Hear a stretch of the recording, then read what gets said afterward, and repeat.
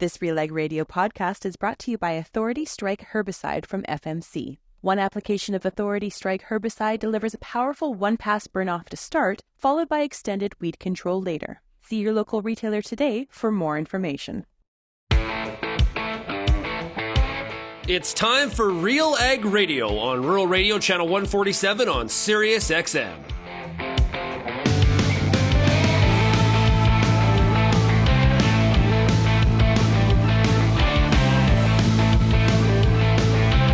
RealAg Radio and RealAgriculture.com is your home for insight and analysis of the issues that are impacting your farm business.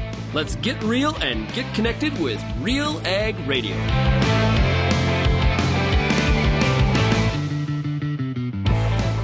Yes, welcome to RealAg Radio here on Rural Radio Channel 147. It is Tuesday, February 27th, and I am your host, Lyndsey Smith, and I am super excited for today's show.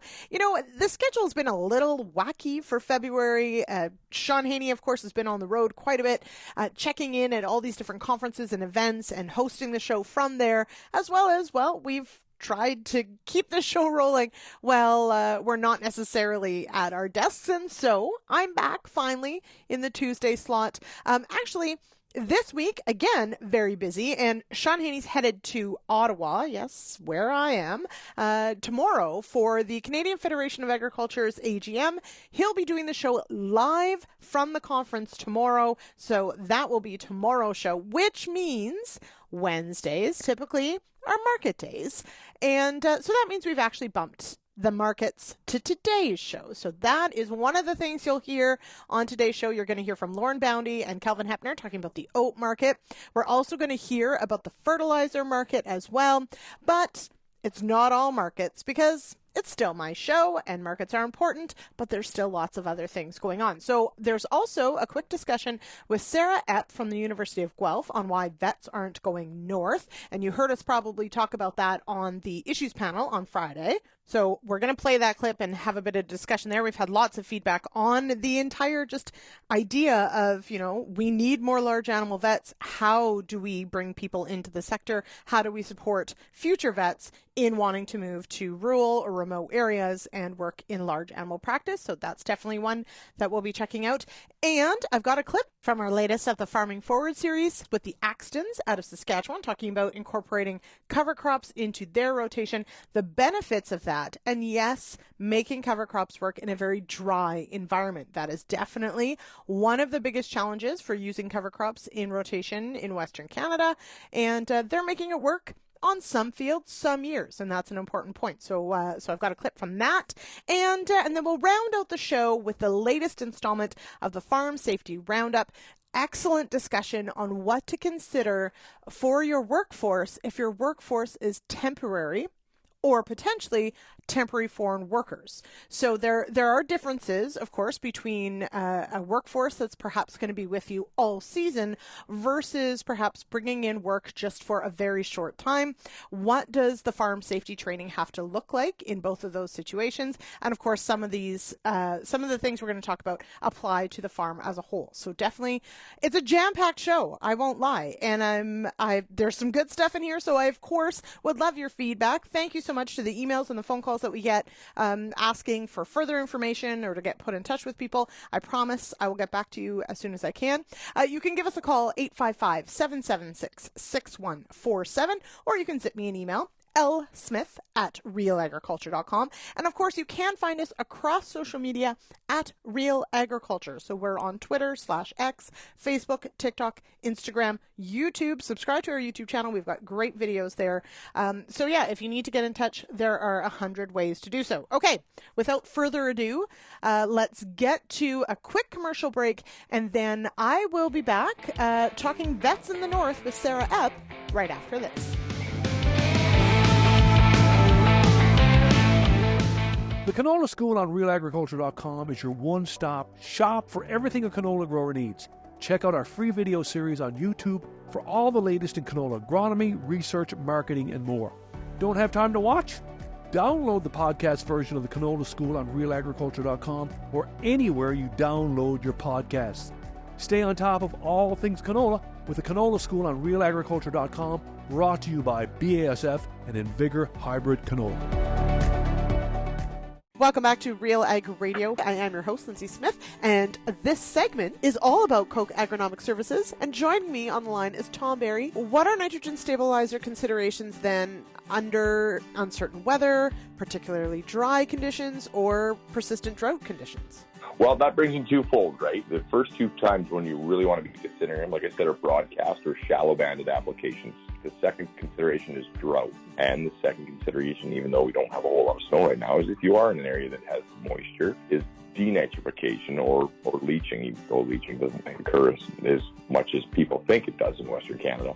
But that's when you want to use a product that has a nitrification inhibitor in it. So remind us then, what products from Koch Agronomic Services should farmers be considering as they sit down to work through these scenarios? So if it's wet or going to be a little bit more moist in the spring, you're going to want to use a dual inhibitor from Koch Agronomic Services. And if it's on the drier bias, you're going to want to use a urea inhibitor.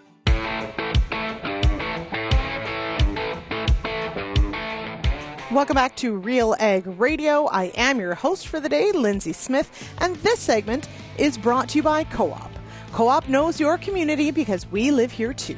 Our teams are your trusted partners with a range of expertise to help support your entire farm operation. Co-op, here for your farm, here for your family. Learn more at coop.crs/farm. All right, so as promised, just a little while ago, I headed over to the Northern Ontario Conference held at Sudbury. That was last Monday, and really great lineup. I also spoke. I hosted the Agronomist Live, which was super cool there as well. But one of the people who also presented was Sara Epp. Now, Sara, as you'll hear in this clip, has tried to put a finer point on what's potentially holding new vets back from choosing to go to rural areas and choosing large animal practice. And I promise, stick around to the end of it. It's just a short clip. But there's a very actionable item here that I think bears some conversation in the bigger picture for agriculture as a whole. I'm Lyndsey Smith with Real Agriculture, and joining me now is Sara Epp with the University of Guelph. Sara, you've done a pretty neat project looking at some of what is holding back, potentially, getting more veterinarians into rural and remote areas of Ontario. How big is this challenge ahead of us? The challenge is huge, and it's interesting because I think in some parts of the province it's manageable. Southern Ontario in particular has some pockets of those rural places that are underserved, but Northern Ontario, with any issue in agriculture, it's more heightened. And so I'd say in the north, in many places, it's almost at a crisis point. There are a few places in the north that are still okay. We've heard a little bit that I think there's a couple pockets where access is great and there's no complaints. That's not characteristic for all of Northern Ontario, and in fact, majority, I would say, of Northern Ontario farmers are concerned about access to a large animal vet. So now you did a survey and you got some very frank answers from vets, future vets. What were some of the biggest hurdles to vet students choosing perhaps large animal services or going north? So one is cost and finances and how much they can make. They're very much aware through surveys that come out through the vet organizations and associations that it is, I don't want to say easy because it's not an easy position, but the money is more lucrative in small animal or companion practice. And so immediately for students, if they're trying to decide which path do I take, knowing the one path pays more potentially or you'll make more money quicker is a path that a lot of students will gravitate towards. The other one is not having experience on farms really is fearful for some of them. They lack confidence because they go to a farm and immediately the farmer senses that their connection to agriculture isn't as sustained as they would like. Doesn't discredit the value of the student or their experience or how much value they would bring, but they lack that confidence and experience in that real on-farm aspect. And then on top of that, just getting to the north, students aren't really aware of the opportunities up here. And we speak in challenges and barriers all the time, but I think there's a huge opportunity for students to come north, and they're just not aware of it. They don't know the opportunities here. They don't know where they could practice. They don't know what kind of animals are available in the farm systems. And so I think that those three things are really the critical ones for students. So that, of course, gets my mind thinking, how do we overcome some of these barriers? So what are some of the ideas, or did the students come up with any ideas of what might make it more attractive to potentially practice in the north? Yeah, the students had tons of ideas, which was always great. Money was the first one, and in particular, they talked about things like debt forgiveness. So in other countries in the United States, in New Zealand, in other, maybe Australia as well, I think, there's a lot of programs that offer debt forgiveness for students. And so the idea is if you practice in this remote place for a certain amount of time, we will forgive your student debt. Because if you're there for 5 years, the odds are you'll probably stay there for another 20 because you're now comfortable and familiar. We don't have programs like that in Ontario or even in Canada. They talked about things like for their externship, if the $1,500 or whatever the subsidy is was increased to recognize increased cost in the north, more limited housing in the north, they'd be more willing to take that opportunity because it helps to subsidize their costs. And then other aspects like scholarships and really focusing on holding positions in the vet school for northern students was a huge suggestion, because it's more likely for a northern student to come to the university and go back to the north than a student who has no connection to the north. They could do it. The odds are far, far less. Now, from farmers' perspective, we have some work to do then on welcoming maybe some of these vets that aren't from an agriculture background. What could farmers do to maybe make this a more comfortable situation for vet students? Yeah, it's so funny because I understand the farmer perspective. When you're working with their livestock, which are large and can be difficult at times, and this is your livelihood as well, you want to be cautious, and I value that opinion, but there is something in that mentorship piece and making students feel welcome and understanding that if you want this solution to happen, if you want to enhance the industry, there is a part of this where the farmer has to recognize that being standoffish, being critical if someone's come from an urban area and now they want to work with livestock or large animals, it's going to turn the student away. And so just being more welcoming and having some of that mentorship, which happens naturally in the farm sector between other farmers and new entrance to farming. It's not so common with other professions like veterinary care, but I think offering those opportunities and welcoming students to the farm and giving tours and just increasing that comfort will go a long way in encouraging more students into large animal practice. So what happens next with the findings from this? This is something that goes to government. What happens next with it? Yeah, that's another great question. So it's gone to government. There's been a few successes, I think, from the project itself in terms of funding and in terms of a new program with collaboration between the University of Guelph and Lakehead.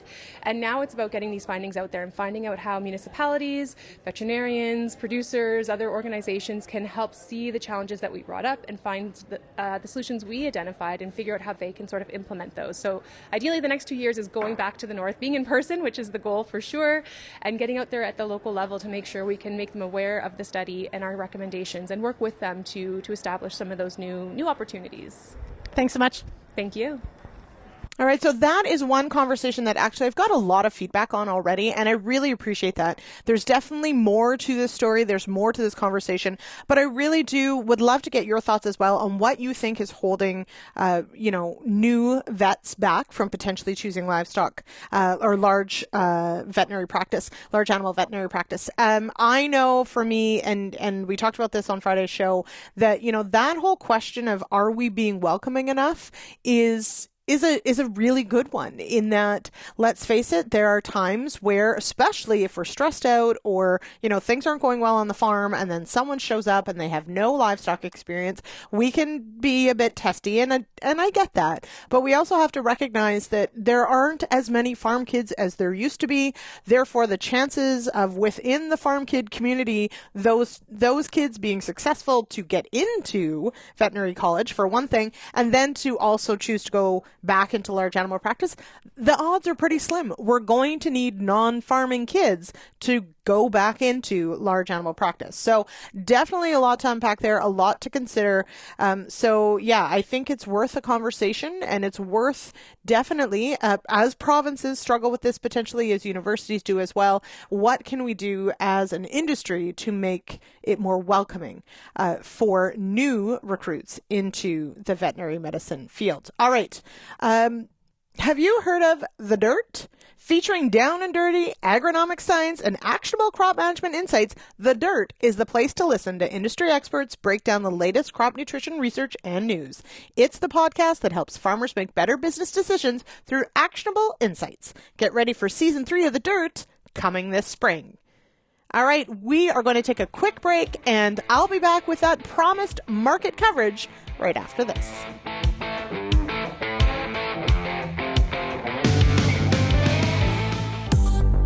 I'm Lyndsey Smith from RealAgriculture.com. Join me Monday nights for The Agronomist, a 1-hour live and interactive show broadcast across YouTube, Facebook, and X. Monday nights at 8 p.m. Eastern, I host expert agronomists from all over the country to give you answers to some of the toughest agronomic questions. Join us live or catch the replay Tuesday morning. That's The Agronomist with me, Lyndsey Smith, Monday nights live at 8 p.m. Eastern.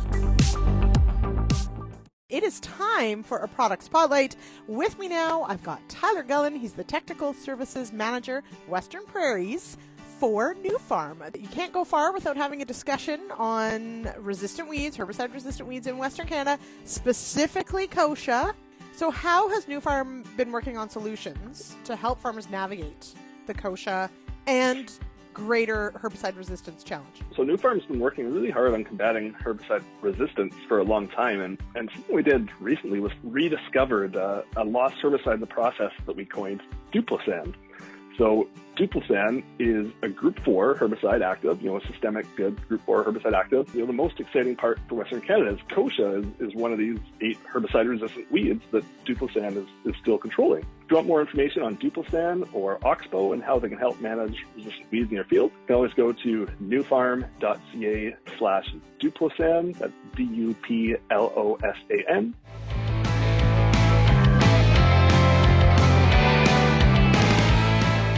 Welcome back to Real Ag Radio here on this Tuesday, February 27th. We're going to get an oat market update from Lauren Boundy and Calvin Hepner. But first, you know who loves oats? People in Manitoba. And you know what people in Manitoba can do next week? They can head to the Canadian Crops Convention. It's heading to Winnipeg this year from March 5th to 7th, and this year's theme is Growing Opportunities. It includes a stellar lineup of knowledgeable speakers and great networking opportunities. Check out what the Canola Council of Canada and the Canadian Grains Council have planned and register now at canadiancrops.ca. And I promise you, if you do at least one of those days, track down Calvin Hepner, take a selfie. We'll all be happier for it. Okay, as promised, let's get to Calvin's discussion. This was at Crop Connect just a few days ago, talking about the oat market.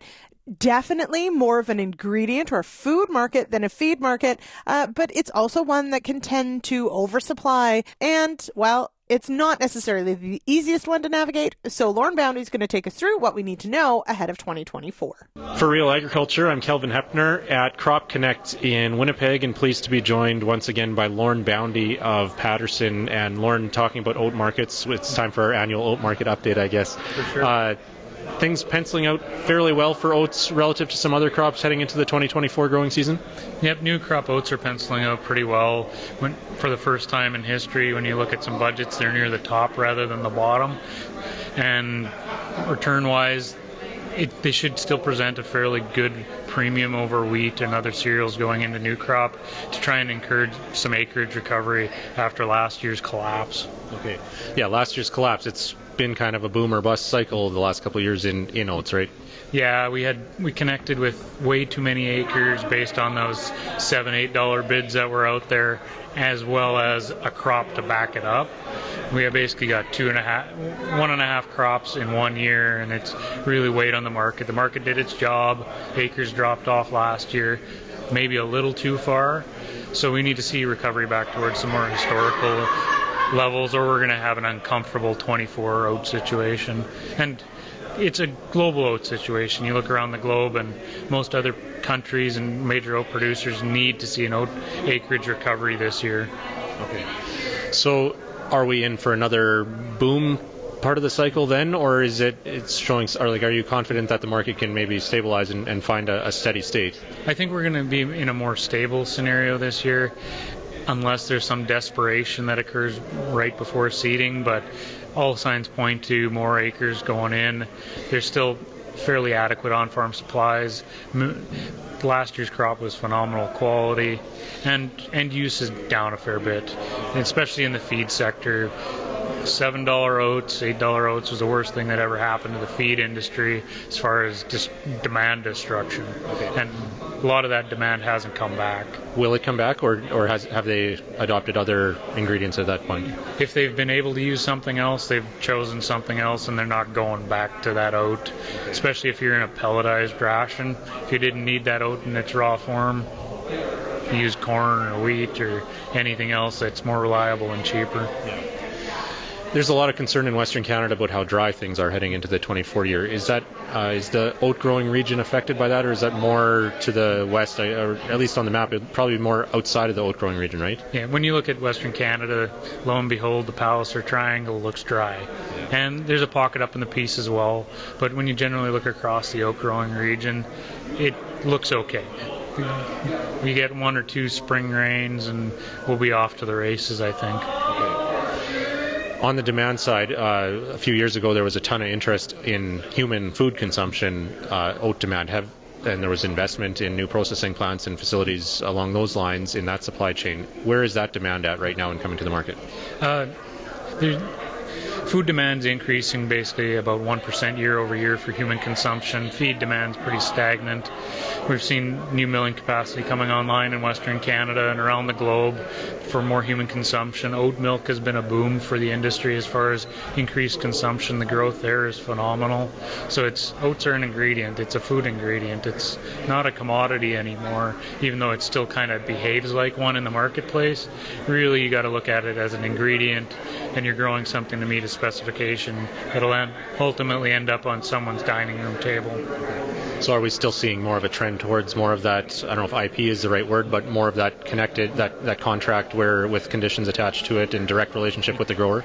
Yeah, I definitely see that we're having more contracted production around specific specifications. It might not be true IP, 100% contracted production, but at least the grain contracts are starting to dictate, hey, you got to meet these specs to fill this contract.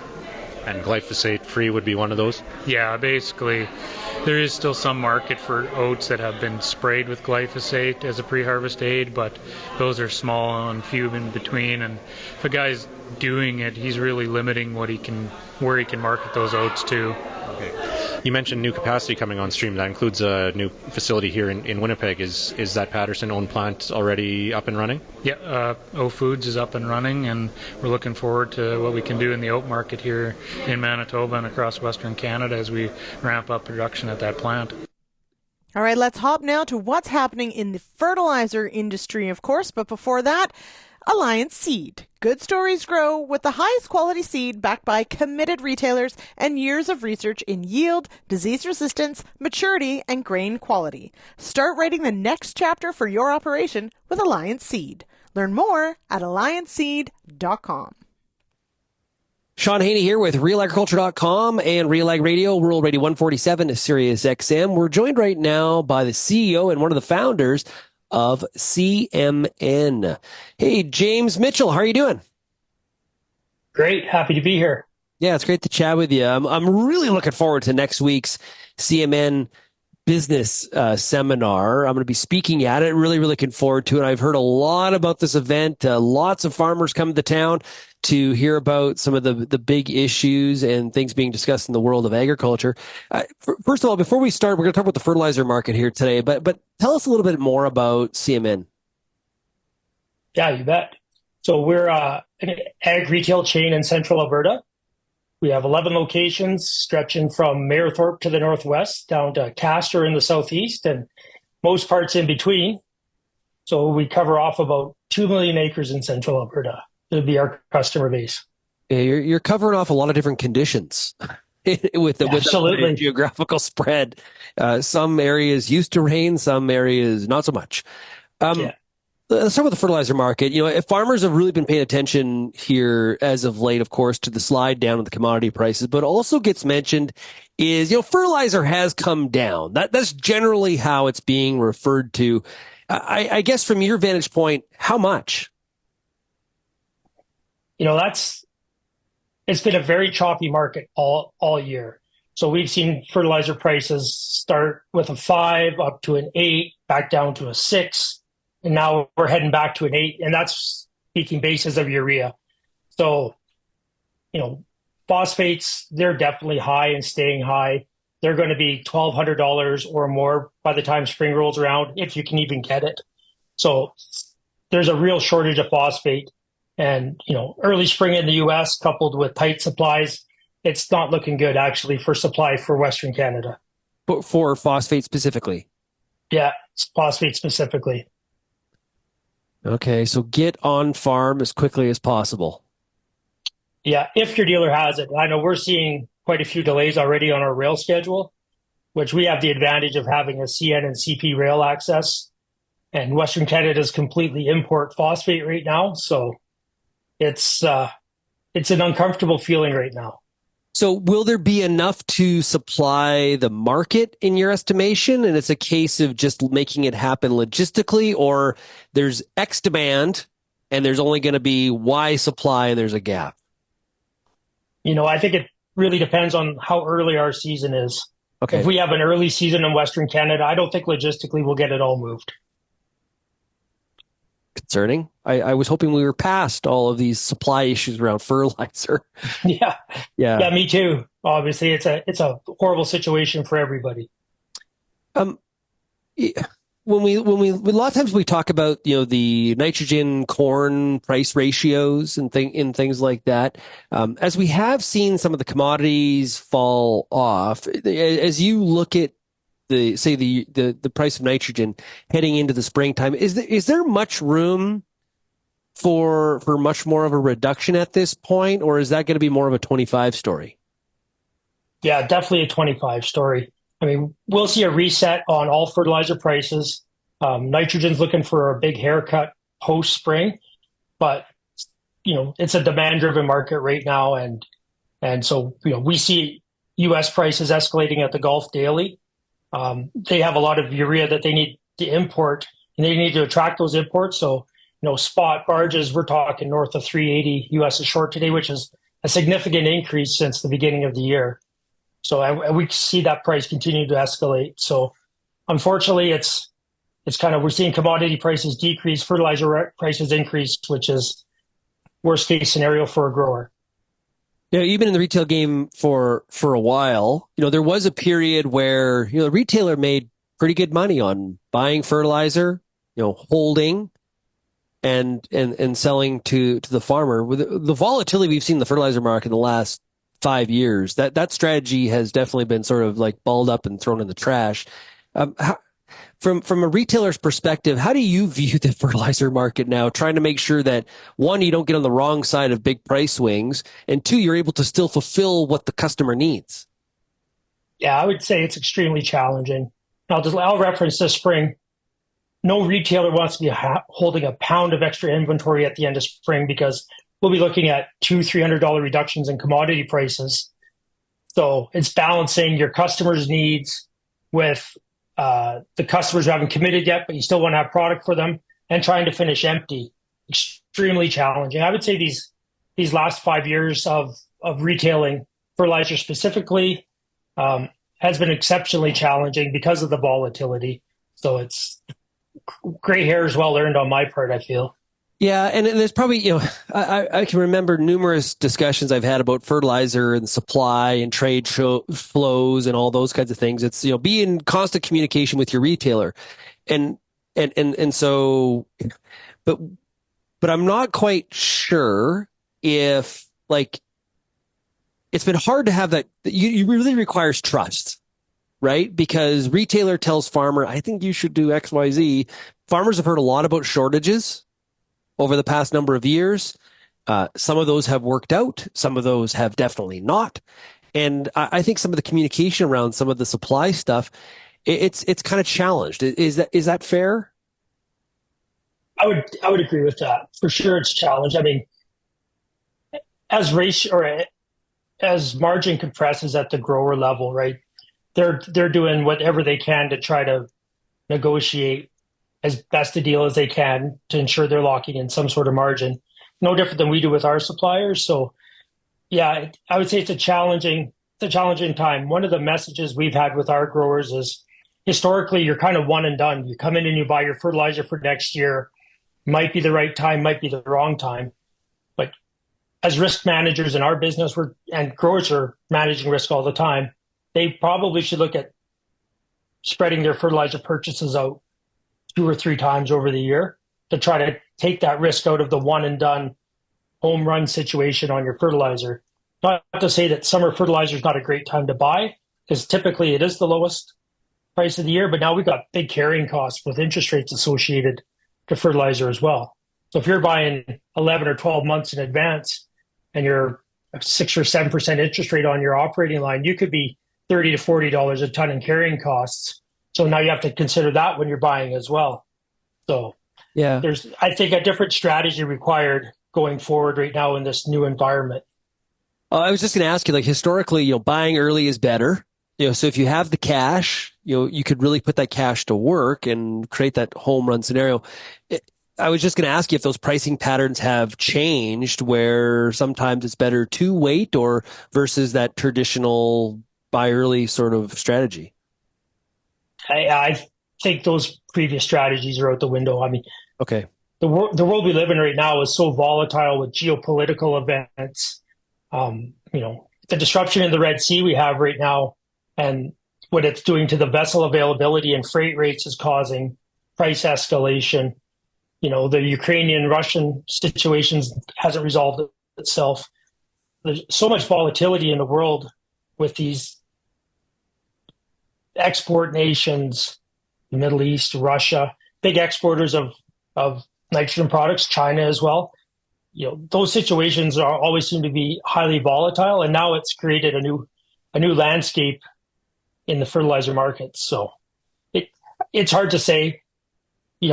The manufacturers in Western Canada definitely try to position product in the summer that they feel is good value to the retailer and the grower, but they're also trying to maximize their margin position as well. So they want to incentivize you to buy, but not leave too much money on the table. So it's a very delicate balance these days and highly volatile.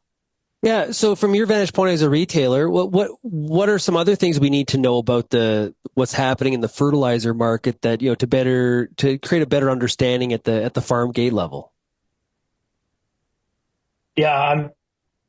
One of the things we've found is that we haven't quite got past the COVID-related maintenance schedules of a lot of these plants. A lot of these plants are still struggling to find workers to come on their yearly turnarounds. And we're seeing a lot more plant failures than we had pre-COVID. I would estimate we've probably lost about 300,000 tons of domestic urea production due to plant outages this year. We have 2 plants that were down real early in the year for turnarounds, and they never go on schedule, it seems like. And now those delays are even longer because they're only 3/4 of the regular staff on site for these turnarounds. So then they're doing selective projects on these plants. So the reliability of the plants is definitely probably the biggest domestic challenge we have right now. Yeah, I would agree with you. I've seen a lot of different received emails like, "Hey, did you know about this shutdown or that shutdown?" And days matter, right? We're not creating a whole bunch of like extra fertilizer for fun, right? Supplies are tight. It's a global market, right? So just a few days down, it can really create some short-term hiccups, and then even longer, it can create some bigger challenges. Yeah, these plants they're world-class plants. So they're on a urea basis, they're minimum producing 2,500 ton a day of urea. So you have 2 or 3 of those plants down at a time, and they're down for 30 or 40 days. That's a significant amount of urea taken out of the availability to the retailer and the farmer. Well, James, really do appreciate it. Thanks for joining us here today. All the best to you. And I am really looking forward to the business seminar next week that CMN is going to be holding. Great. We look forward to having you.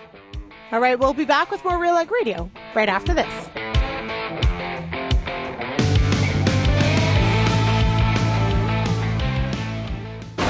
Through a growing storm of kochia, cleavers, chickweed, and more, there's a clear path. Introducing Oxbow, a versatile cereal broadleaf herbicide that gets the job done. Powered by Duplisan technology, Oxbow is your workhorse on resistant kochia and other tough weeds. With flexibility in timing, rates, and recropping options, your path is clear.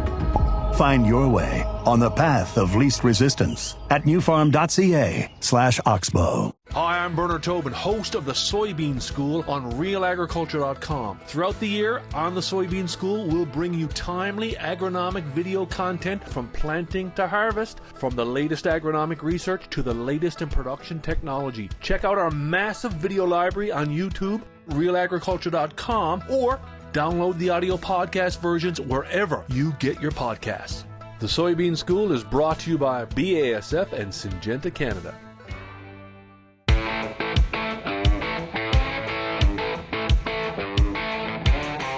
Welcome back to Real Ag Radio. I am your host, Lyndsey Smith, and this segment is brought to you by Vaterstad. Vaterstad is partnering with Canadian farmers for outstanding emergence. Their line of tillage, seeding, and planting equipment offers solutions for all soil types, field conditions, and tillage practices, helping you to maximize yield. To learn more and find your local dealer, visit vaterstad.com. All right, as promised, we're going to hop now to just a clip. This is only a portion of the full discussion from our latest Farming Forward episode. This is with the Axtens out of Minton, Saskatchewan.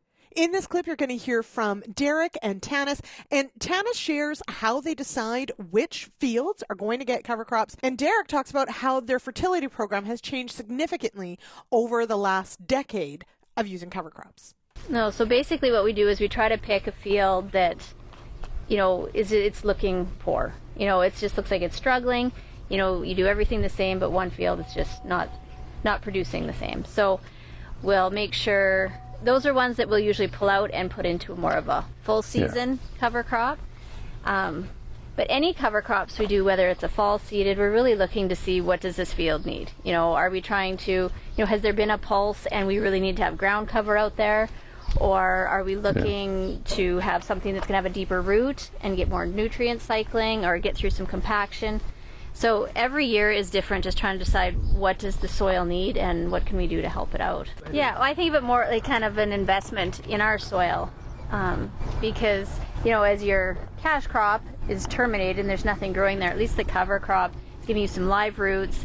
It's feeding your soil biology. You've got nutrient cycling. You know, it's keeping a lot of life going on there, and then creating that soil and the aggregation and whatnot, so that when you do get the winter moisture, hopefully then you're able to retain it more. So maybe it's even more of a gain, even though it's using some moisture. It's building a structure to be able to retain it for the spring. Talk about how cover crops fit into the fertility plan, because you mentioned reduction in input, so we got to dive into that. What exactly does that mean?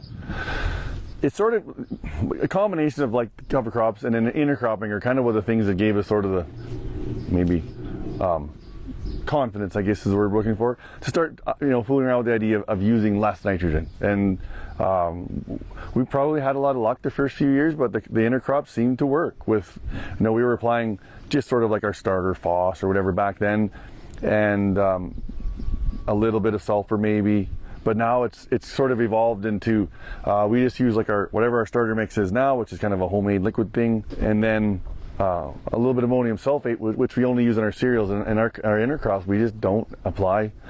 There's enough sulfur goes in with our cereal crops, and then it's sort of enough for the intercrops the following year, and that's kind of our fertility program. We use plant sap analysis. We used to use Nova Crop Control in the Netherlands, but we found a lab in the States now we use. But we've been using plant sap analysis for 7 years, which we monitor all of the all the majors and all the micros, and that's kind of what helps us build our spring blend. But we're not seeing any kind of deficiencies, and I can gladly show you I guess what we found to be the biggest surprise is that nitrogen isn't as important as we thought on our farm. It's strangely enough. If other things are in place, nitrogen isn't the centerpiece of our fertility plan anymore, I guess, which is good. And we continue to monitor yearly, and that might change. I mean, we just pulled a bunch of plant samples yesterday and sent away, and this is a year-on-year thing, and we use the data from this year to help build our fertility program for next year. And just know what your goal is, and then do trials.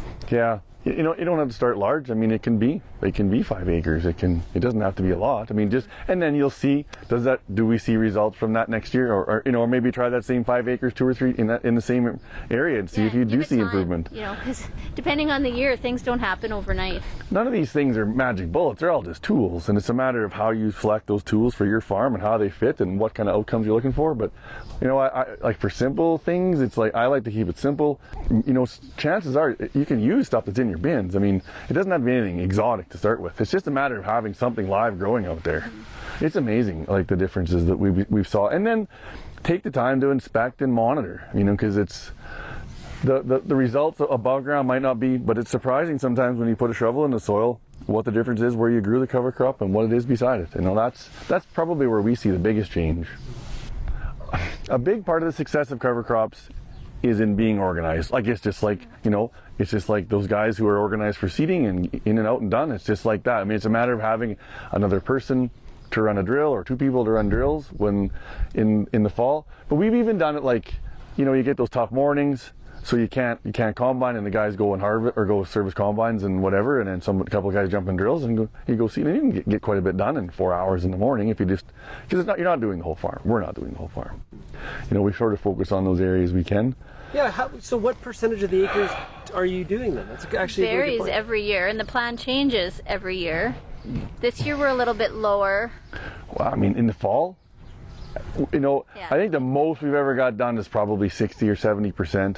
And that takes a lot of work, and I wouldn't even recommend if we can get 30 or 40% of the fields covered, sort of thing, which would be like 3,000 or 4,000 acres this fall. I can see, we can. That's realistic, because basically once we get to, I don't know, the middle of September. Yeah. The 20th of September, we pretty much pull our horns in, and that's kind of it, because there's just not enough daylight left. It's been a learning experience. We have made the mistakes and done too many acres and not got rain, and you can't show Mother Nature. No. Showing her you're not going to win. So we just try to play along, and if the conditions exist, we'll do quite a bit. Let's take a quick break, and I'll be back with our last segment of today's show here on Rural Radio Channel 147 right after this.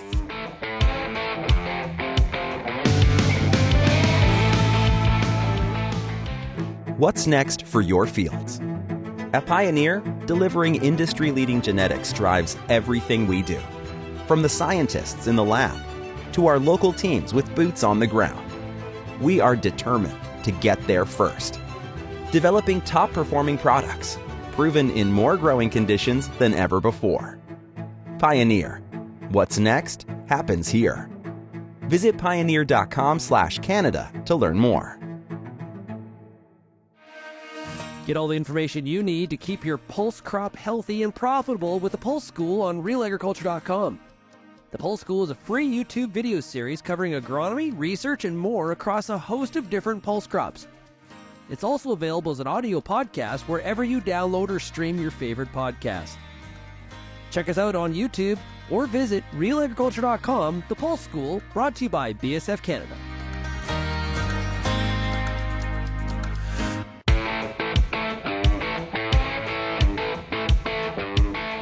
Welcome back to Real Ag Radio. I am your host, Lyndsey Smith, and of course you deal with many uncertainties on your farm. Managing risk should not be one of them. MMP's Ag team specializes in risk management. Visit mmp.ca to learn how you can stay ahead of the game and plan for the unknown. All right, as promised, it is time for the latest installment of the Farm Safety Roundup. I've got Sean Haney joining us, and we're going to talk about temporary foreign workers, yes, but also just a temporary workforce in general, and how you may approach safety training differently between the two. Welcome to another episode of the Farm Safety Roundup. There is no shortage of work to do on Canadian farms, but there is a shortage of workers to do some of the work. It's no secret there is a critical labor gap in the farming sector really across the country. The seasonal and physically demanding nature of farm work and honestly a host of other issues make these positions so difficult to fill. I hear it from our audience all the time when I'm out giving speeches. That's why farmers across the country turn to temporary foreign workers during some of these peak seasonal periods.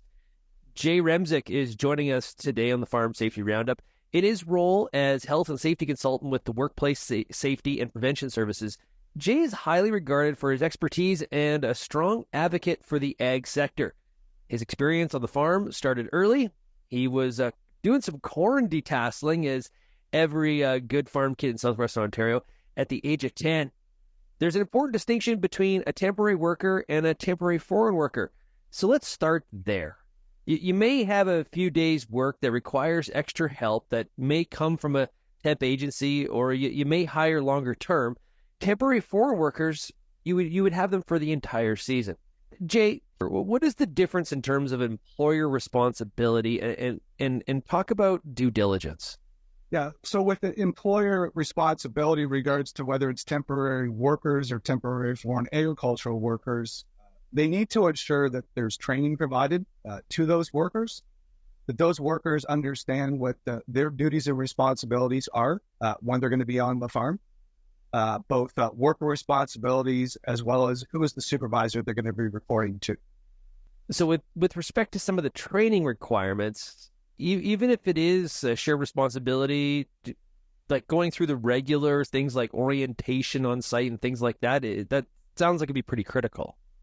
Yeah, and this is where it gets very difficult in regards to whether I'm using or the employer is using temporary workers or temporary foreign agricultural workers. I find that with temporary foreign agricultural workers, the employers, as you had mentioned earlier, are bringing those workers in for the season. And those workers are going to be with them on the farm for the entire season. And it's a little bit easier for the employer to provide that type of training. The issue becomes when the employer or the farmer needs to use a temporary help agency or temporary workers, where that worker may only be at the farm for, let's say, one day.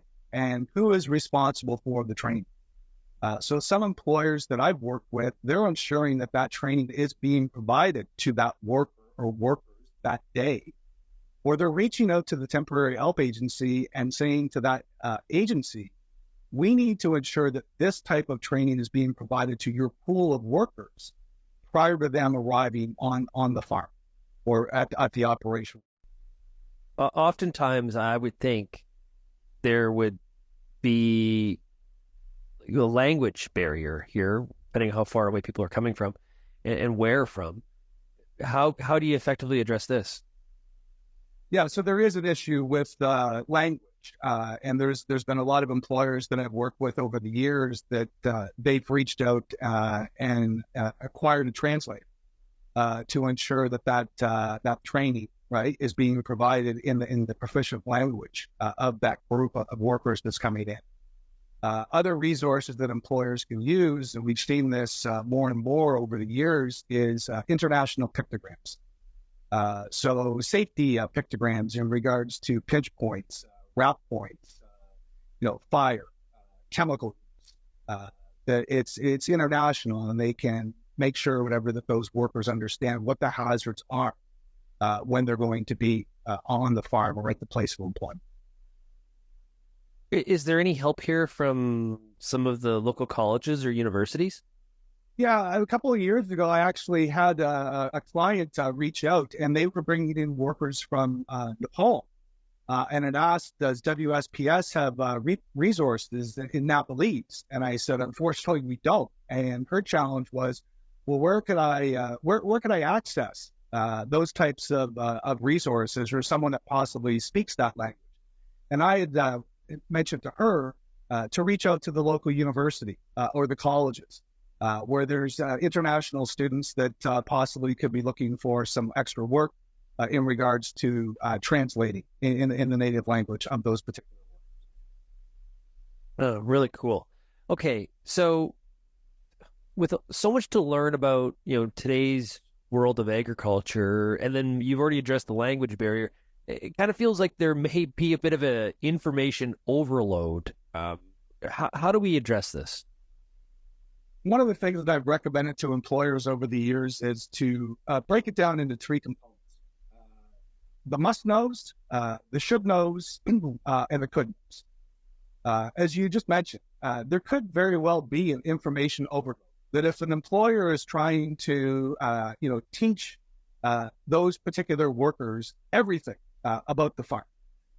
So let's teach them the must-knows. What are the general rules and procedures when I'm on the farm in regards to personal protective equipment? Where are the emergency protocols, the marshalling area?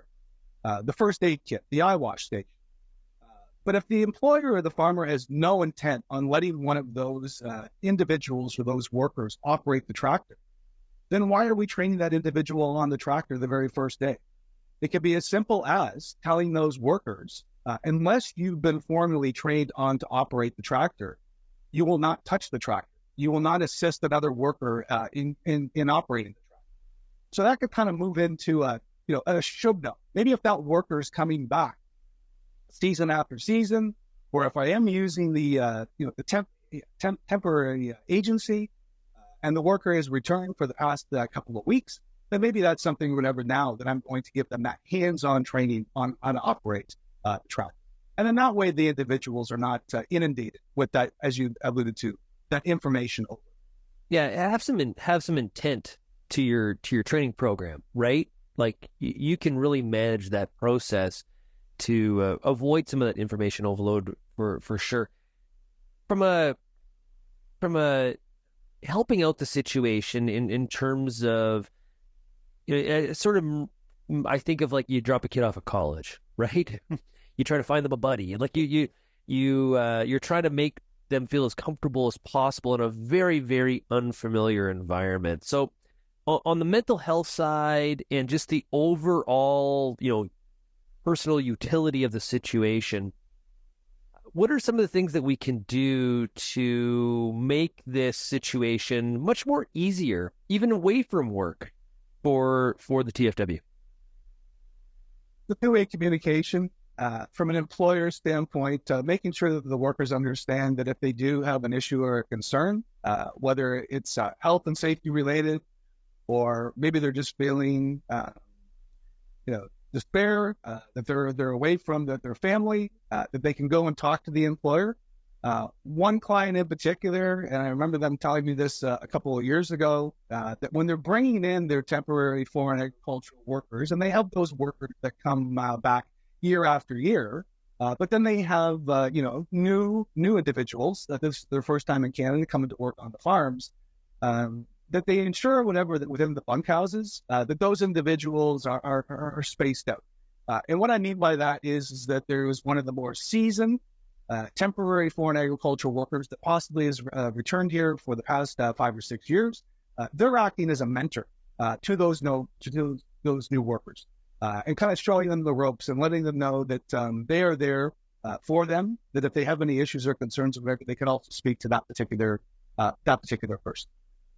Yeah, I would think also like we've all heard the concept of management by walking around, like, checking in with some of the workers as well, that regular dialogue, that to me would also go a long ways to making people feel as welcome and as a part of the team as possible.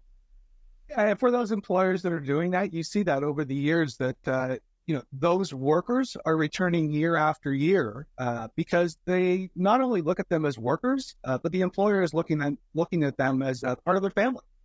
They've been coming back year after year, and those workers enjoy coming back to the farm and do have that open dialogue with their particular employer. This, the TFWs are a critical supply of labor.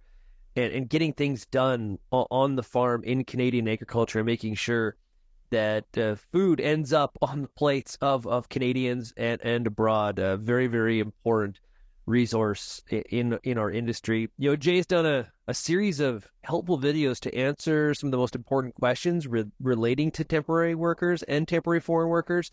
There's also a resource to help you called Save Time and Money. Create training videos with your own smartphone. That is produced by WSPS.ca.